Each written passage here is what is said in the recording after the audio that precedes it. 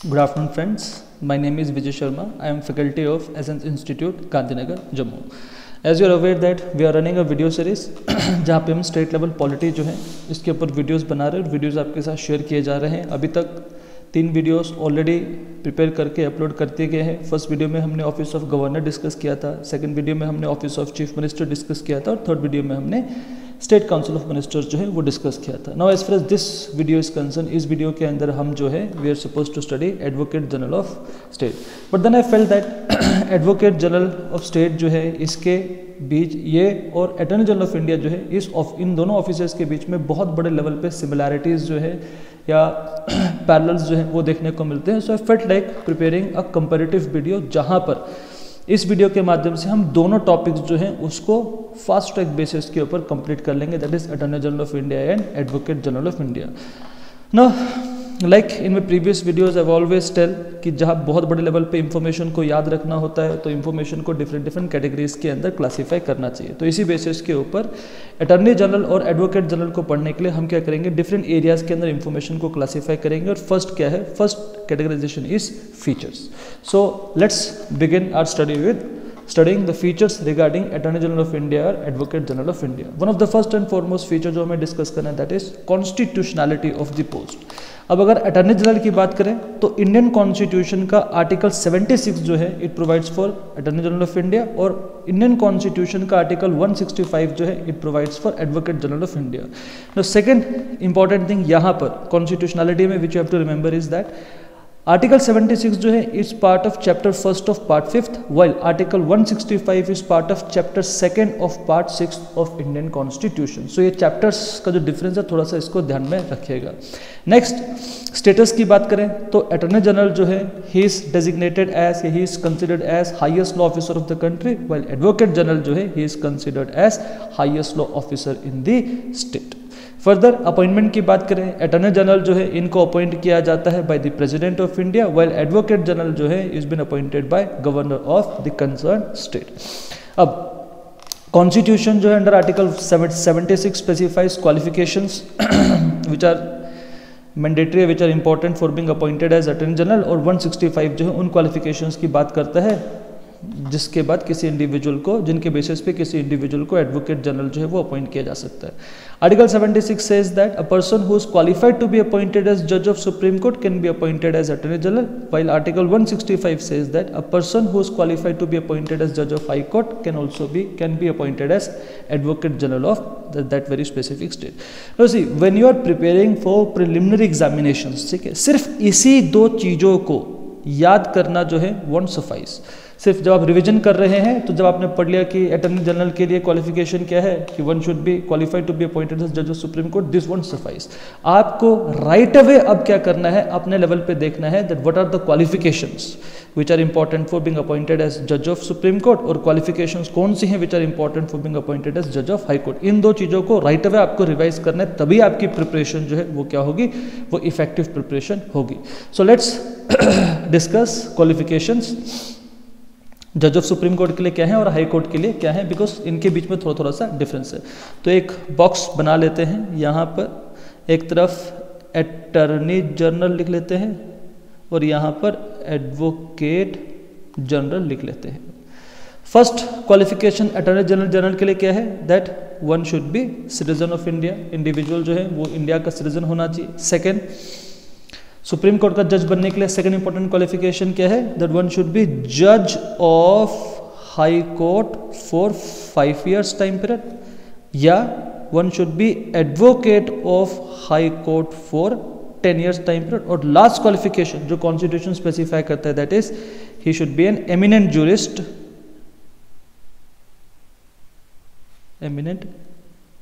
jurist in the opinion of president. So these are 4-fold different qualifications for being considered for the post of judge of supreme court. अब अगर हम high court जज की qualifications की बात करें तो फर्स्ट क्वालिफिकेशन क्या है, citizen of India. Second qualification क्या है, he must have held a judicial office for 10 years time period. Third qualification क्या है? He must be advocate of high court for 10 years time period. Now see, as far as judicial office is concerned, judicial office is nothing but office within the judicial services of state, like district judge etc. अब इन qualifications को वापस एक बार ध्यान से देखिए, आप देखेंगे ये जो ऑप्शन है दैट इज एमिनेंट जूरिस्ट, ये क्वालिफिकेशन यहां पर हमें देखने को नहीं मिलती।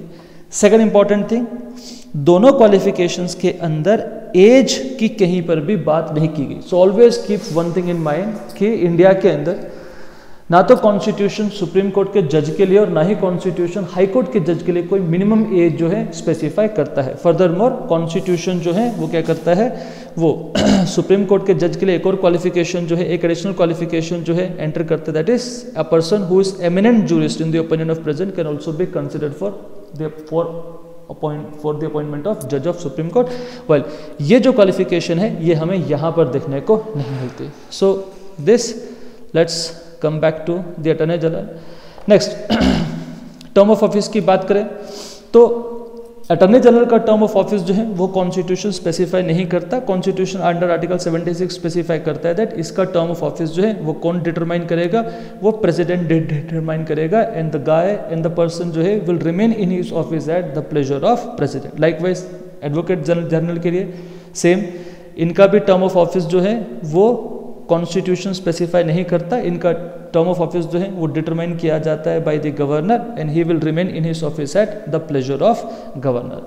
लास्ट, रेम्यूनरेशन की बात करें तो अटॉर्नी जनरल का रेम्यूनरेशन प्रेसिडेंट डिटरमाइन करते हैं और एडवोकेट जनरल का रेम्यूनरेशन जो है वो कौन डिटरमाइन करते हैं, governor of the concern state. So these are the features regarding office of attorney general and office of advocate general. Now next, let's talk about the duties and functions of attorney general of India and advocate general of India. यहाँ पर भी काफ़ी similarities देखने को मिलती हैं, तो एक कंबाइंड बेसिस के ऊपर जो है जेनरिक मैनर के अंदर इनकी ड्यूटीज और फंक्शंस की बात करते हैं। सबसे पहली फर्स्ट एंड फॉरमोस्ट ड्यूटी, ये function which they have to discharge is कि इन्हें एडवाइस करना होता है, ये हेड ऑफ स्टेट जो है उनको एडवाइस करते हैं रिगार्डिंग लीगल मैटर्स। अब यूनियन के अंदर हेड ऑफ स्टेट कौन है, प्रेसिडेंट, और स्टेट के अंदर हेड ऑफ स्टेट कौन है, गवर्नर। तो अगर इनको हेड ऑफ स्टेट्स को कोई लीगल एडवाइस चाहिए या किसी लीगल मैटर के ऊपर कोई एडवाइस चाहिए तो वो एडवाइस इनको कौन स्पेसिफाई करेगा, प्रेसिडेंट को अटॉर्नी जनरल स्पेसिफाई करेंगे और गवर्नर को स्पेसिफाई करेंगे advocate general. Along with this constitution further specify करता है कि हेड ऑफ स्टेट जो है वो अटॉर्नी जनरल और एडवोकेट जनरल को कुछ और ड्यूटीज असाइन कर सकते हैं which have legal character. For instance, अगर कभी अटॉर्नी जनरल की बात करते हैं, अगर कभी यूनियन गवर्नमेंट जो है इसके अगेंस्ट सुप्रीम कोर्ट या हाई कोर्ट के अंदर कोई केस चल रहा है तो उस केस के अंदर यूनियन जो है it is been represented by the attorney general. Similar basis के ऊपर अगर हम एडवोकेट जनरल की बात करें, अगर स्टेट के खिलाफ हाई कोर्ट के अंदर कोई केस चल रहा है तो उस केस के अंदर स्टेट को रिप्रेजेंट कौन करेगा, advocate general. Further constitution article 143 के अंदर जो है प्रेसिडेंट को ऑथराइज करता है कि वो सुप्रीम कोर्ट से जो है कोई लीगल कंसल्टेशन जो है वो अवेल कर सकते हैं, कोई लीगल मैटर सुप्रीम कोर्ट को रेफर कर सकते हैं फॉर इट्स ओपिनियन। और जब ये मैटर रेफर किया जाता है तो उस समय यूनियन जो है इसको सुप्रीम कोर्ट के अंदर कौन रेफर करेगा, इसको सुप्रीम कोर्ट के अंदर कौन रिप्रेजेंट करेगा, that is going to be the attorney general of India. इसके अलावा कॉन्स्टिट्यूशन स्पेसिफाई करता है कि he can discharge any other functions under constitution और लॉ ऑफ द लैंड, या over the period of time constitution में कुछ चेंज किया गया, उसके अंदर इनको कोई ड्यूटीज़ दी गई तो वो डिस्चार्ज करनी है, कोई लॉ बनाया गया उस लॉ के अंडर जो है अटॉर्नी जनरल को कोई ड्यूटीज़ दी गई या एडवोकेट जनरल को कोई ड्यूटीज़ दी गई तो वो ड्यूटीज़ जो है इनको डिस्चार्ज करनी है। So these are few of the duties और functions which are performed by attorney general, और सिमिलर ड्यूटीज़ और फंक्शंस जो है वो एडवोकेट जनरल जो है उनको डिस्चार्ज करने होते हैं एट द स्टेट लेवल।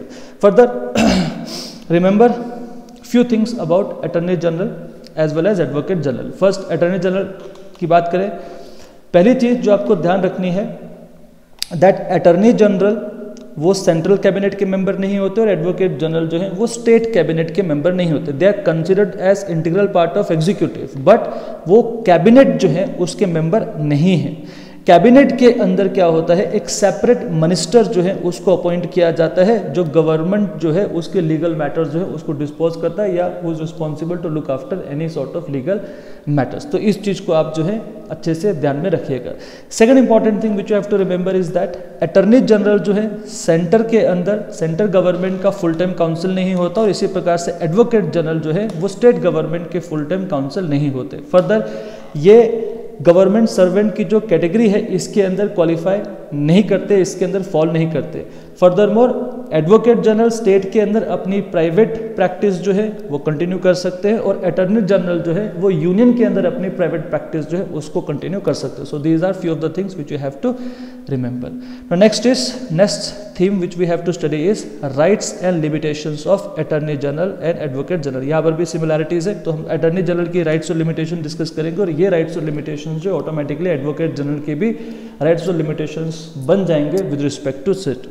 अब first let's talk about rights. सबसे first and foremost right attorney general का क्या है कि इंडियन टेरिटरी के अंदर जितने भी कोर्ट है, जिस भी प्रकार के कोर्ट्स है, उन कोर्ट्स के अंदर अटॉर्नी जनरल जो है he has right of audience.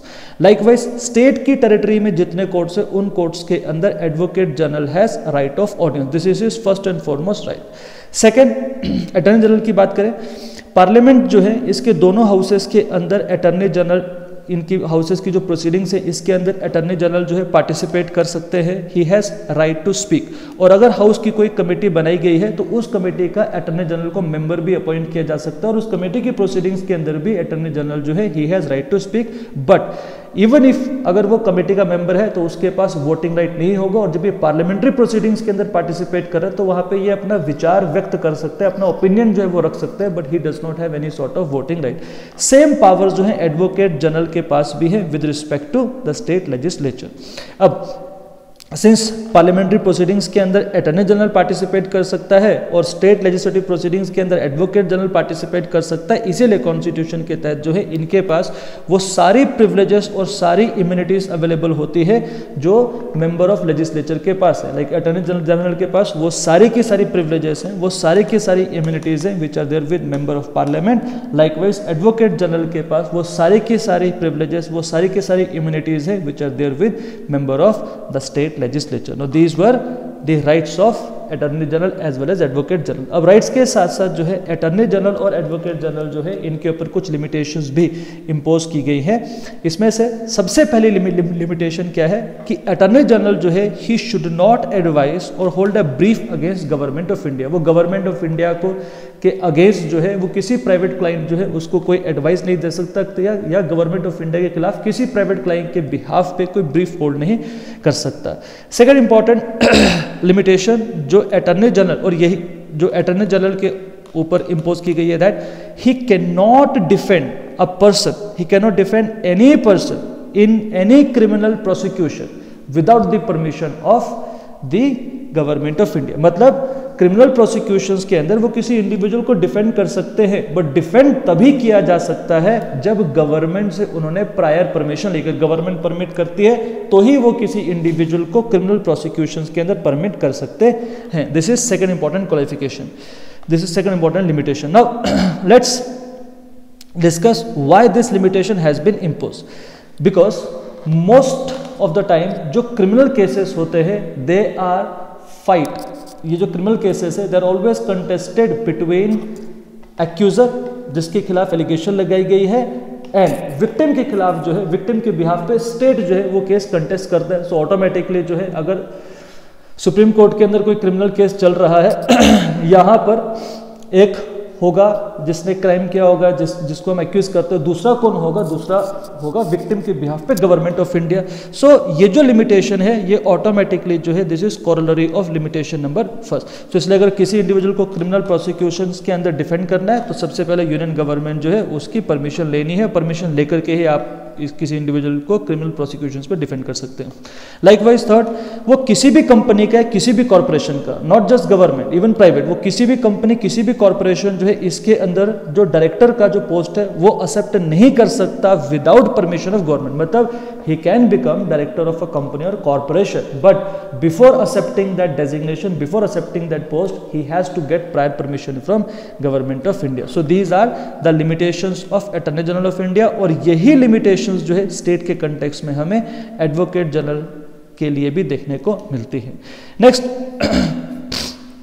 Unlike advocate general, centre के अंदर जो है अटॉर्नी जनरल के साथ साथ और दो डिफरेंट प्रकार के लॉ ऑफिसर्स जो है वो अपॉइंट किए जाते हैं. एक को डेजिग्नेट किया जाता है as solicitor general of India और कुछ लोगों को अपॉइंट किया जाता है as additional solicitor general of India. However इन ऑफिसर्स का जो नॉमेनक्लेचर है वो किसी लॉ में स्पेसिफाई नहीं किया हुआ, ना ही वो कॉन्स्टिट्यूशन के अंदर स्पेसिफाई किया गया है. This is a practice which is been performed in India. और ये जो इंडिविजुअल्स होते हैं ये क्या करते हैं, अटॉर्नी जनरल जो है उनको असिस्ट करते हैं उनकी ऑफिशियल रिस्पॉन्सिबिलिटीज के अंदर. हाउएवर इस प्रकार के ऑफिसर्स हमें स्टेट में देखने को नहीं मिलते. स्टेट के अंदर हमें सिर्फ और सिर्फ एडवोकेट जनरल जो है उन्हीं का पोजीशन जो है देखने को मिलता है. So this is all about attorney general of India and Advocate General of India, which you have to remember, which you have to memorize from preliminary perspective. I hope I have covered every possible perspective. अगर कोई perspective miss किया है, अगर आपको कोई doubt है तो आप कमेंट सेक्शन के अंदर जा करके जो है अपना कमेंट लिख सकते हैं. I would readily respond to that comment. So this is all for the day. Have a nice day.